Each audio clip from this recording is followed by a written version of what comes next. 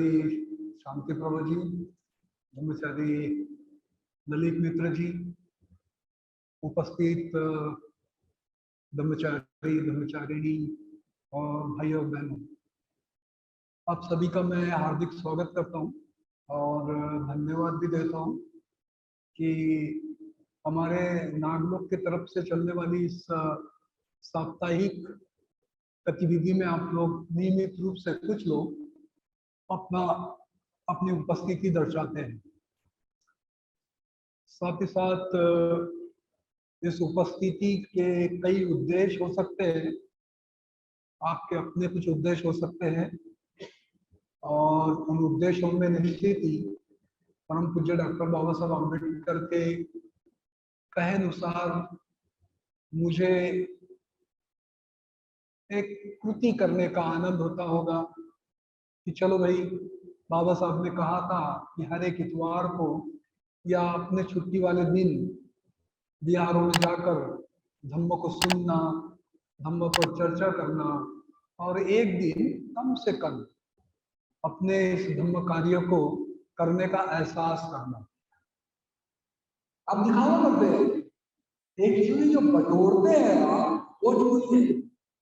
जो आपका है ही नहीं, वो आप एक तो मांगते हैं, लूटते हैं, या कहीं ना कहीं ऐसे प्रभाव में कि मैं तुमसे बड़ा हूं, मैं तुमसे ज्यादा अकलमंद हूं, मुझे ज्यादा समझता है, उस दबाव में लोगों से लेते हो। मैं तुमसे ज्यादा सीनियर हूं, मैं तुमसे ज्यादा जानकार हूं, मुझे ज्यादा समझता है, ये जो एहसास लोगों को बताते और उसके बाद में उनसे उनके बदले में जो लोगों से लेते हो, वो भी चोरी है। और इसीलिए बुद्ध ने ये चोरी को लेकर बड़ा जोरदार ऐसा यानी स्पष्टीकरण अपने शीलों के माध्यम से अपने भिक्षु वर्गों को बताया है। तो बहुत बार हमको इसका जो सही अर्थ है ना, वो केवल सोशल लेवल पे ही हमको उसको समझने की कोशिश करते हैं, मगर जो हमारे सोशल के अलावा भी जो हमारी जिंदगी है उसको हम लोग समझ नहीं पाते।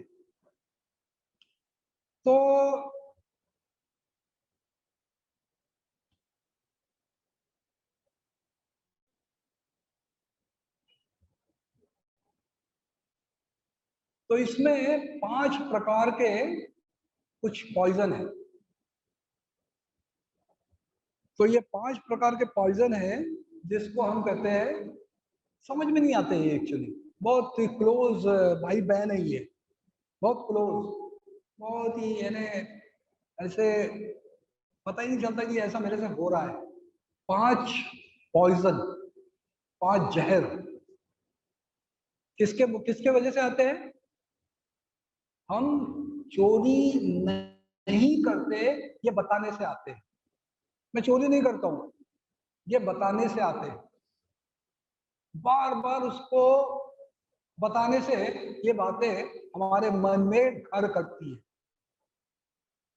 एक सूत्र है मध्यम निकाय में 110 नंबर का, उसका नाम है सेवितव्यो और असेवितव्यो सूत्र। इसमें बुद्ध ये बताने की कोशिश करते हैं कि जो लोग आचरण करते हैं वो आचरण उनका बड़ा शुष्क हो जाता है। मान के ले लेते कि हम बौद्ध हैं, या मान के ले लेते कि हम लोग उनको सब समझता है।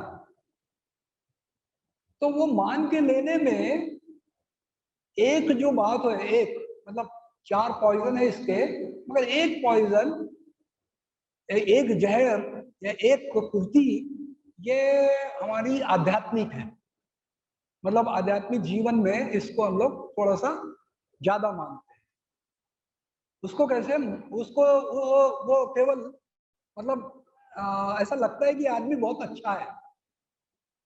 अब यहाँ ये लामा बैठे हैं, भिक्षु बैठे हैं, तो इनको बुरा लगेगा करके नहीं बोल रहा। कपड़े पहन लिए मतलब अभी इनकी जगह दूसरे आदमी को ले लो, कपड़े पहन लिए, भिक्षु बन गए हैं या फिर कोई स्वामी बन गया है या कोई बड़ा पंडित बन गया, ये अभी तक हम लोग सीखे नहीं बना कि दुनिया का जो नाश करने वाले कोई है ना, वो साधु सन्यासी है। यानी अभी तक लोगों ने समझा नहीं, हिंदू धर्मों को भी समझा नहीं, बुद्ध धर्म की तो बात ही दूर है। रामायण में, रामायण बहुत बार देखे होंगे आप लोगों ने, और कुछ लोगों को चिढ़ भी आएगी रामायण बोलते ही साथ। रामायण में राम की जो बीवी थी सीता, उसने बताया कि भाई ये हिरण को तुमको मार के लाना है मेरे लिए या फिर पकड़ के लाना है।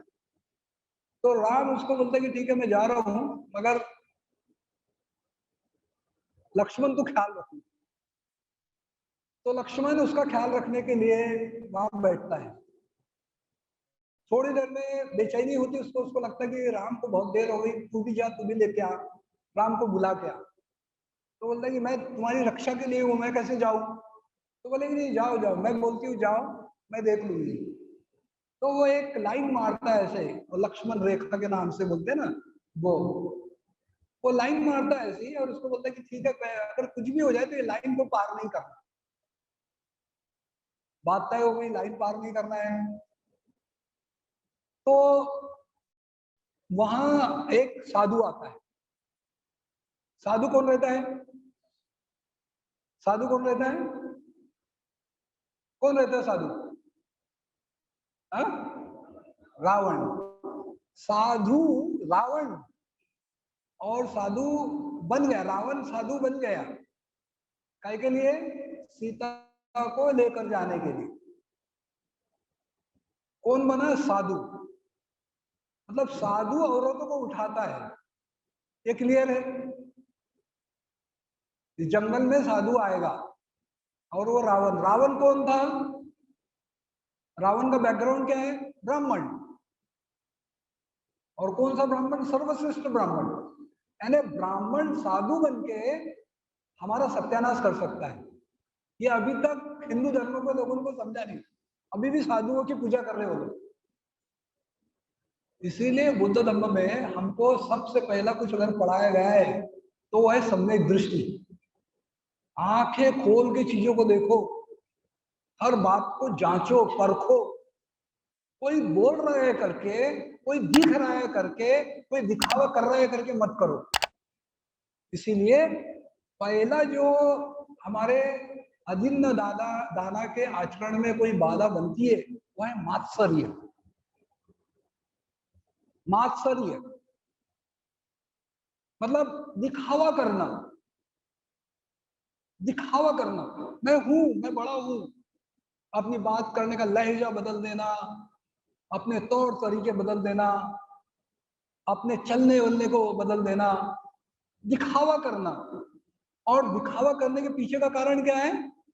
लोगों को लूटना, लोगों को छीनना, लोगों को मजबूरन कर देना कि वो तुमको वो दे दे जो उसके पास में है।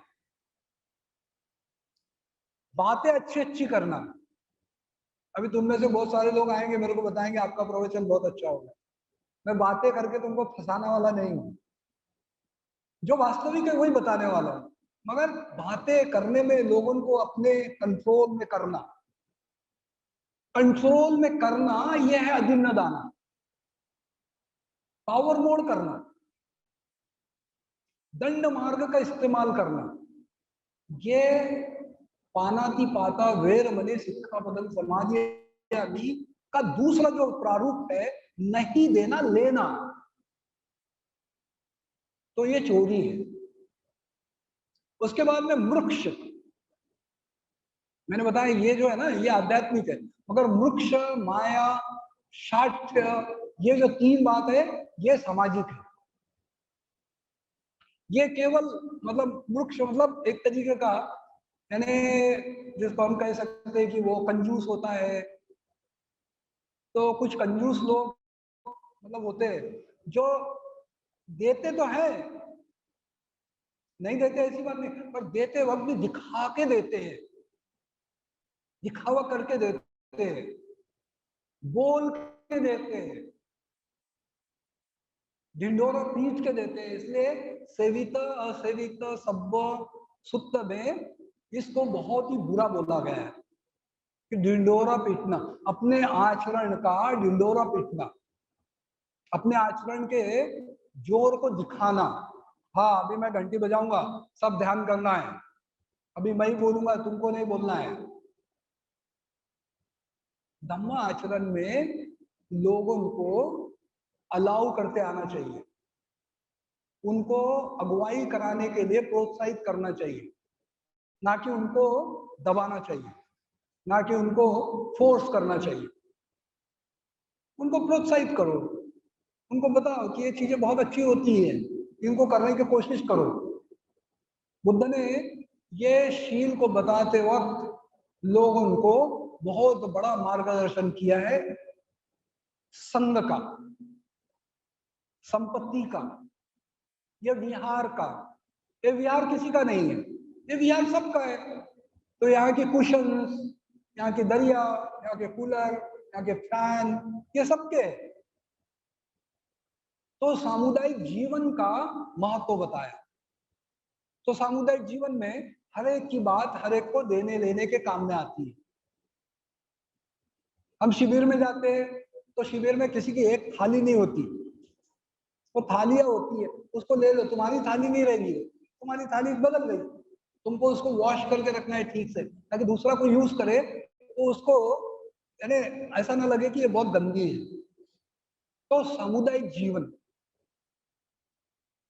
तो मूर्ख नहीं, मतलब देना है, कंजूस नहीं होना है, लोगों को देना है, बांटना है। उसके बाद माया, यानी जाल नहीं खींचा है, मैं बहुत बड़ा हूं, अलग हूं, दिखावा नहीं करना है, जादू नहीं दिखाना है लोगों को। तथागत बुद्ध ने पूरी जिंदगी किसी को जादू नहीं दिखाई, वास्तविक बातें उनको बताई, वास्तविक बातों का एहसास कराया, ये कर लो, ये करके देख लो, आपको इससे लाभ होगा। जब वो करते गए तो उसका उनको अनुभव आते गया। अनुभव यानी धम्म है, और अनुभव आपका अलग है, आपका अलग है, मगर फिर भी उसका मकसद एक है, मुक्ति पाना, सच्चाई का अनुभव करना, चीजों को जैसा है वैसा देखना। अगर वो नहीं हो रहा है तो अधम्म है, गड़बड़ है। इसलिए ये शील को किसी भी माया में, किसी भी जादुई अंदाज में इसका आचरण नहीं करना है। और शाट्य, शाट्य यानी झूठ बोलना, साफ साफ झूठ बोलना। आपके जेब में पैसा है, मेरा एक दोस्त है भिक्षु, नाम नहीं बताऊंगा भिक्षु का, बड़ा अच्छा दोस्त है मेरा। तो एक दो बार पूजा करने मेरे साथ में आया, तो बोला चलो तुमको गाता बोलना आती, तुम गाता बोलो, मेरे को बड़बड़ करना आता, मैं भाषण दूंगा। तो अब हो गया। तो उसके बाद में बोले धागा बांधेंगे, उनके परिवार के लोग बोले धागा बांधेंगे। बोला मेरा काम नहीं होता, इनका काम, इनको धागा बांधने का शौक है, इनको धागा बांधने दो, मेरे को पूरी बांधना नहीं आता होता, इनको पूरी बांधना आता। तो भिक्षु मेरे तरफ गुस्से से देखा, क्योंकि बचपन का दोस्त है, गुस्से से देखा, देखने दिया। अब उसके बाद में उसकी जेब में पैसे आने लगे, क्योंकि जो भी धागा बांधता था पैसे, तो पैसे उसके पास में आने लगे। तो जैसे ही मतलब पूजा खत्म हो गई, मैंने बोला चलो पैसे दे दो मेरे को, तुम सिर्फ 10 रुपए रखो, तुमको जाने आने को 10 रुपए लगेंगे, बाकी पैसा मेरे को दो, मैं इसकी रसीद काटूंगा, नागलोक में दे दूंगा। तुम क्या करोगे पैसों का? तो मेरे को वहीं पे झगड़ा करने लगा, बोले यार मेरे को मिले पैसे, बोला नहीं उनको पूछो मेरे प्रवचन से पैसे मिले कि तुम्हारे धागे बांधने से मिले, पूछो। तो वो लोग बोल, फिर बाद में लोगों ने वो पकड़ भी दिए, मेरे को ज्यादा पैसे का दिए, उनको उनको भी दिए। तो खोल के देखे तो बोले मेरे को 200 रुपए, मेरे को नाग में थे, तुमको 2000 रुपए। मैं बोला मेरे को बोलने को मिले ना, तुम कुछ है नहीं, तुम कुछ करते नहीं हो, अभी 12 बजे खाली हो, तो तुम खाली दिखावा करते हो, जादू करते हो। तो बुद्ध धर्म में जादू नहीं है, बुद्ध धर्म में प्रैक्टिकल लाइफ, व्यक्तिगत अच्छा, और साथ में सच बोलना है, झूठ नहीं बोलना है। मैं तुमको सच बोलने के लिए अलाउ कर रहा हूँ, तुम झूठ पे झूठ नहीं बोलना है। तो ये जो अदिन्न दाना वेरमणि, जिसके पीछे यानी नहीं आचरण करने के पीछे अगर कोई है, वह है राग, वह है लोभ, वह है आसक्ति, वह है अहंकार, वह है हमारी बेअकली। अकल नहीं है हमको, उसके वजह से हम इस चीज को देना नहीं चाहते, अपने जीवन में बांटना नहीं चाहते, देने से कतराते हैं। अब देने की बात को लिया जाए तो बुद्ध धम्म की ये शील को आचरण करते वक्त 3 बातों का महत्व संघरक्षित जी बताते हैं। पहली बात कहते हैं कि देना चाहिए, बांटना चाहिए, शेयर करना चाहिए। और दूसरी बात कहते हैं कृतज्ञता व्यक्त करना चाहिए। और तीसरी बात कहते हैं कभी भी कर्जे में नहीं रहना चाहिए। मेरे कल्याण मित्र है, देव मित्र, जो इंग्लैंड में रहते हैं, उन्होंने मुझे 2 बातें सिखाई थी। जब मैं 1988 में मिला तो मैं बहुत युवा था और नया था संघ में, तो हम दोनों रास्ते से चलते चलते दोस्त बन गए और उसके बाद में दोस्ती हमारी बहुत समय तक बनी रही। तो उन्होंने बताया कि बुद्ध धम्म का आचरण करते वक्त 2 बातों को ध्यान में रखना। एक बात, कभी भी कर्जे में नहीं रहना, कभी कर्जा नहीं करना, कोई भी 5 पैसे का कर्जा नहीं करना। और दूसरी बात, लेडीज से लड़ाई नहीं करना, यानी औरतों से लड़ाई नहीं करना। औरतों से लड़ाई करेगा तो सदा हारेगा, इसलिए औरतों से लड़ाई नहीं करना और कभी कर्जा नहीं करना। 2 बातें ध्यान में रखना। तो मैंने भी कोशिश की और मेरे दोस्तों ने भी बहुत ज्यादा कोशिश करते हैं कि कभी भी कर्जे में नहीं रहना। तो ये 2 बातें मेरे कल्याण मित्र ने मुझे सिखाई थी और मैं उसको अपने जीवन में यानी अनुभव कर रहा हूं, देख रहा हूं। और देखते देखते ये दिख रहा है कि जो पहली बात बताते हैं कि दान देते रहो, तो हमारा ये दान की जो परंपरा है, ये परंपरा ही शुरुआत होती है तथागत बुद्ध से। तथागत बुद्ध ने अपना सारा जीवन लोक कल्याण के लिए दिया है,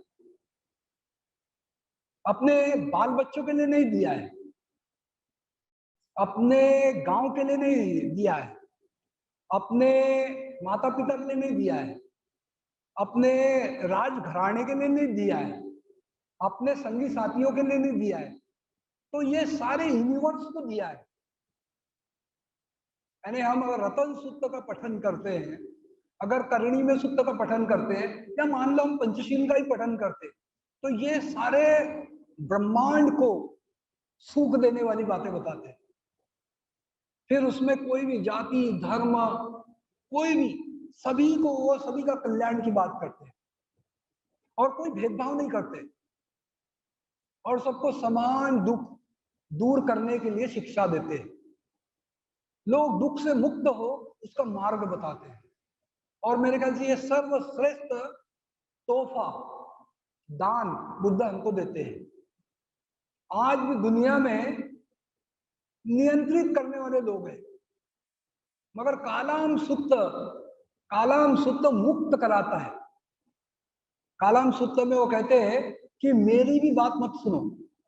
और यही परम पूज्य doctor Baba Saheb Ambedkar analysis of cast में लिखते हैं कि ये मेरे सुझाव है जातिवाद को दूर करने के। आपको कोई सुझाव होगा तो उसका इस्तेमाल करो, इससे हमारा राष्ट्र बनेगा। यानी आजादी देते हैं, यानी हमको देना क्या है, किसी को आजादी देना है।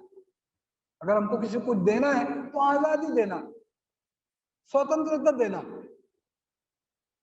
जब मैं अपने कुछ बच्चों से मिलता हूँ, जवान बच्चों से जब मिलता हूँ, तो उनके पास में मेरे साथ संपर्क करने के 40 या 45 मिनट होते हैं। उस 40 और 45 मिनट में वो 35 से 30 मिनट अपने माँ बाप की कंप्लेंट करते हुए बैठते हैं,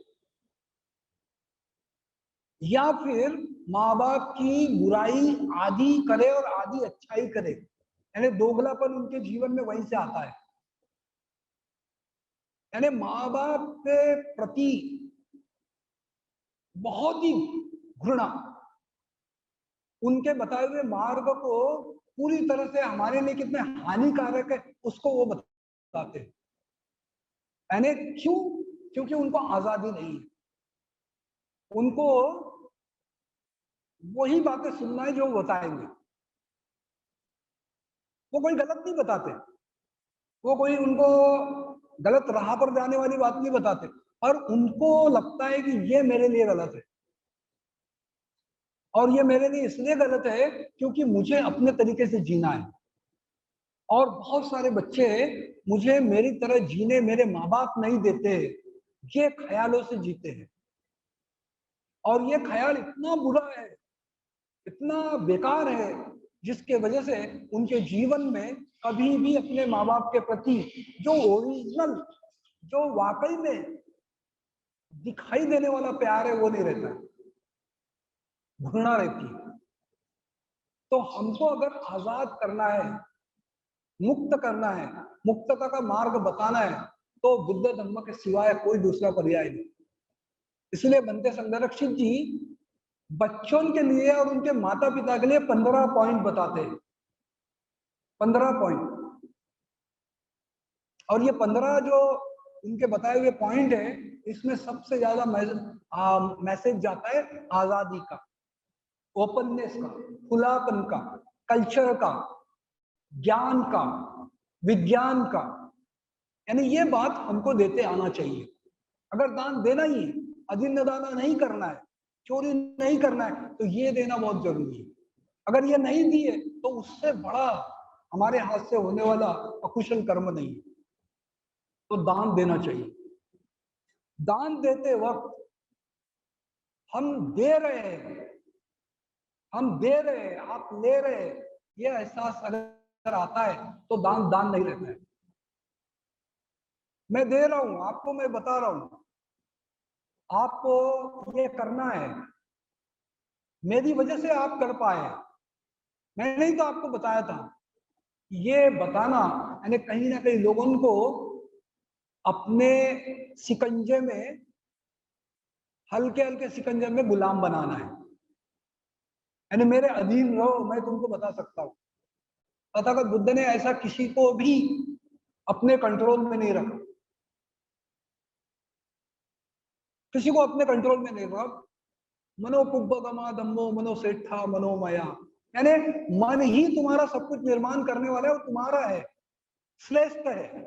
तुम ही उसके माध्यम से गुलाम बन सकते हो, तुम ही उसके माध्यम से राजा बन सकते हो। यह एहसास, यानी मैं नहीं बता रहा हूं, मैं नहीं बता रहा हूं, ये कुदरत आपको सिखाती है, ये न्याय करवाती है, यह एहसास कराना। मगर हमारा क्या है, हम बहुत कम कृतज्ञता व्यक्त करते हैं, हम बहुत कम ग्रेटिट्यूड एक्सप्रेस करते हैं।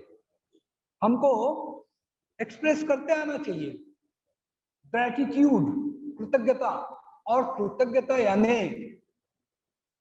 यानी क्या है? हमारे धम्म आचरण करने की अभिव्यक्ति करना, खाली तारीफ नहीं करना, खाली तारीफ नहीं करता, तारीफ करने की आदत लग जाती, जिसको कहते हैं चाटुकारिता, चमचेगिरी।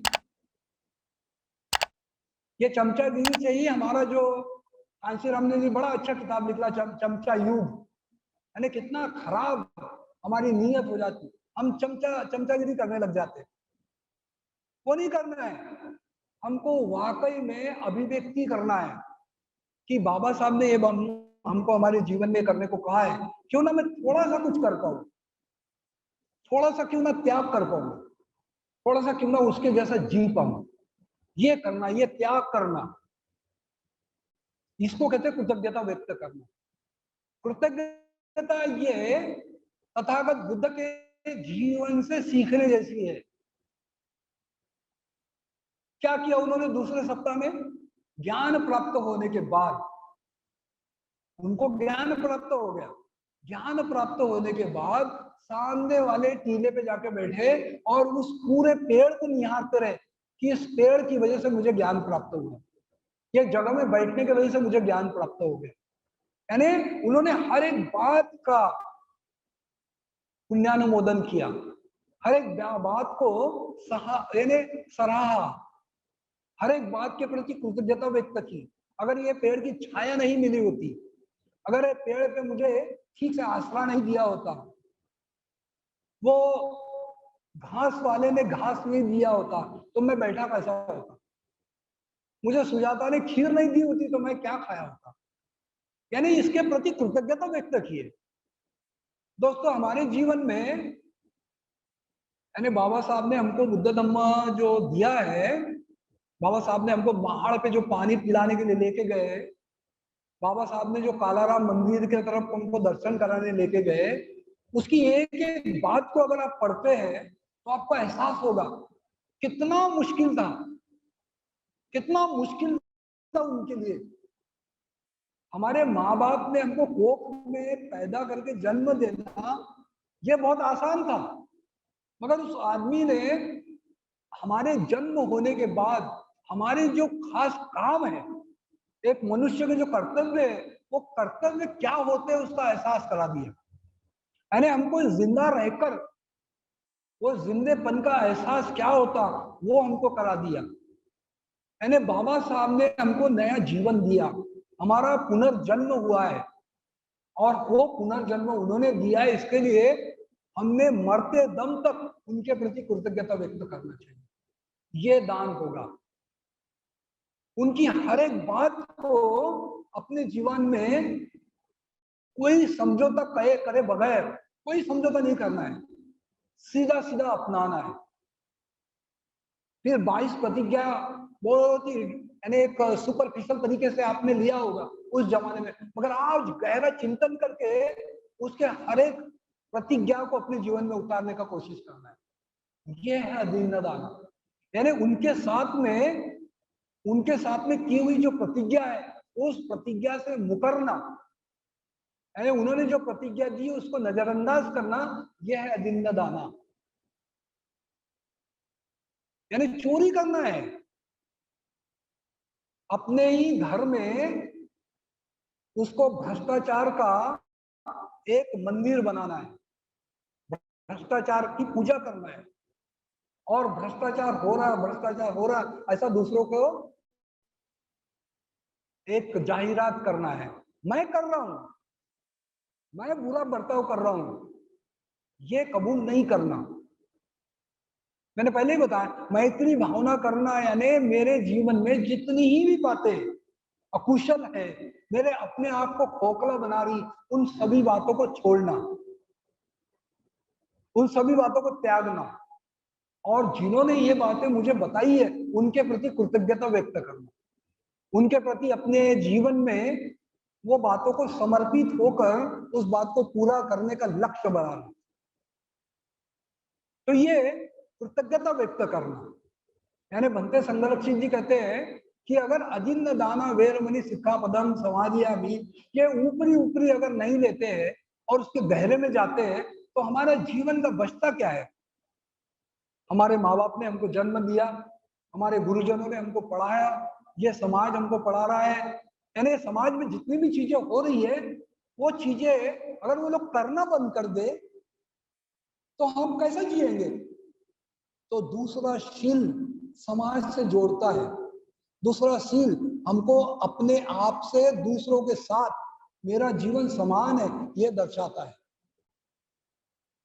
ये उनके दान की वजह से मैंने कपड़े पहने, ये किसान ने कपास उगाया करके कपड़े पहने, ये दुकान में कपड़े मिलते दर्जी ने सिलाते तब मैं, ये खाना कोई बनाता है उसके वजह से मुझे कृतज्ञता करते आना चाहिए, मुझे पुण्यानुमोदन करते आना चाहिए, और वो पुण्यानुमोदन करते वक्त मुझे किसी के कर्ज के तले दबे नहीं रहना है, या मुझे कर्ज बाजारी नहीं होना है, या मुझे किसी का कर्ज लौटाना है। किसी ने मेरे लिए कुछ किया है उसको मुझे धन्यवाद बोलना है और उसको कुछ देना है। अगर मैं नहीं देता हूं तो मन मेरा कचोटता है, मुझे अपने आप में रात में बेचैनी होती है कि यार मैं दे नहीं पाया हूं, मैं उसका लिया मगर दे नहीं पाया हूं, मुझे कुछ करना चाहिए, मुझे लौटाना चाहिए, मुझे देना चाहिए। ये इन डेप्थ यानी मुझे किसी भी हालत में तथागत बुद्ध की शिक्षा को अपने जीवन में उतारते वक्त इन बातों का ख्याल रखना है। मुझे बड़े फक्र के साथ में बताने का यानी एक एहसास होता है, भीतर में श्रद्धा उत्पन्न होती मेरे संघ के इस निर्माण करते हुए व्यक्ति के प्रति। वो जब धम्ममित्र बनते हैं और धम्मचारी बनने की प्रक्रिया में जाते हैं, तो जब वो जीएफआर की प्रोसेस में जाते हैं तो जीएफआर के लोग यानी प्रिसेप्टर, पब्लिक प्रिसेप्टर, उसके कल्याण मित्र इसका पूरी तसल्ली कर लेते हैं कि ये आदमी को ये शील ठीक से समझाए कि वो किसी का कर्जा लेगा नहीं, और उसके ऊपर बैंक का भी कर्जा नहीं है, और बैंक का भी कर्जा लेता है तो अपने कल्याण मित्र से पूछ के लेता है क्या उसकी हैसियत है लौटाने, क्या वो लौटा पाएगा, क्या वो किसी का लिया तो दे पाएगा, कि नहीं लिया नहीं दे पाया तो डेफिनेटली वो दूसरों को फंसाएगा और वो दूसरों को निचोड़ेगा। तो ये पूरी तसल्ली और एहसास करा लेते हैं कि भाई इसको ये शील ठीक से समझा है, और जब तक ये शील ठीक से समझा नहीं वो ब्रह्मचारी बनते भी कोई फायदा नहीं। कई बार हमारे इस फुल टाइमर जीवन में हमको एक एहसास होता है कि हम जो लेते हैं उसके बदले में हम देते क्या है। तो मैं फुल टाइमर रहा, यानी लगभग मेरा जब से संघ में प्रवेश हुआ तब से मैं संघ में ही काम किया। तो बड़े लोग हंसते थे, 300 रुपये पगार मिलता था, 300 रुपये कैसे जिएगा। मेरे से ज्यादा और भी लोगों को कम मिलता था। उसके बाद में 800 रुपये हुआ, उसके बाद में किसी ने बोला कि अर्ज करो तो 5000 हो गया, 5000 का 15000 हो गया।